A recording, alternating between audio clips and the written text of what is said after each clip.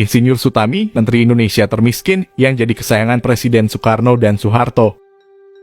Insinyur Sutami adalah tokoh nasional yang mungkin terdengar asing di telinga. Dia adalah Menteri Pekerjaan Umum pada era Presiden Soekarno dan Soeharto. Ia dikenal sebagai menteri paling sederhana hingga dijuluki sebagai menteri termiskin di Indonesia. Hal itu karena dirinya tak mampu membeli rumah, tak punya mobil, hingga pernah tak mampu membayar listrik untuk rumahnya. Memiliki nama Sutami dengan gelarnya Profesor Dr. Ecci Insinyur. Ia lulusan Teknik Institut Teknologi Bandung pada tahun 1956. Insinyur Sutami memang dikenal dengan kesederhanaan dan kejujurannya dalam menjalankan tanggung jawab sebagai menteri.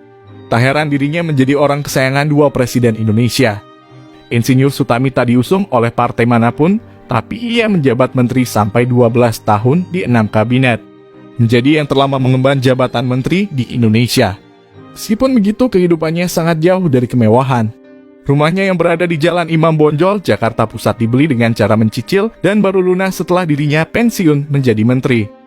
Rumah tersebut jauh dari kata mewah dan layak bagi pensiunan menteri. Atapnya bisa saja bocor sewaktu hujan.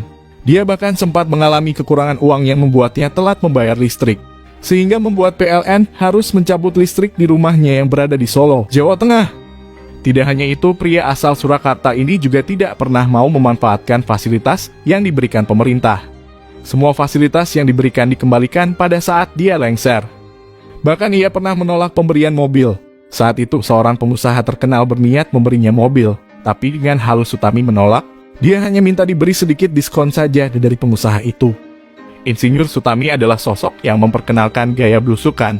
Ia selalu terjun ke lapangan untuk melihat sendiri pembangunan dan manfaat dari pembangunan itu. Dia bahkan bisa jalan kaki puluhan kilometer untuk menjangkau tempat-tempat terpencil tanpa kenal lelah. Hal tersebut menunjukkan bahwa Insinyur Sutami sangat ikhlas dalam bekerja.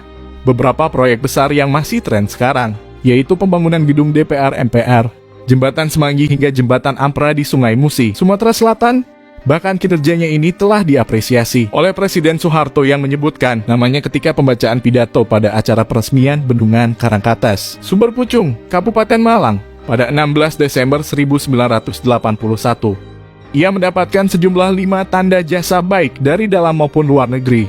Setelah berjuang dengan tubuhnya, Insinyur Sutami dipanggil ke sisi Tuhan pada tahun 1980 karena penyakit liver yang dideritanya. Untuk mengenang jasa dan kesederhanaannya, nama Insinyur Sutami dijadikan nama jalan yang salah satunya berada di daerah Surakarta, nama waduk di Kabupaten Malang, nama bendungan di Nusa Tenggara Timur.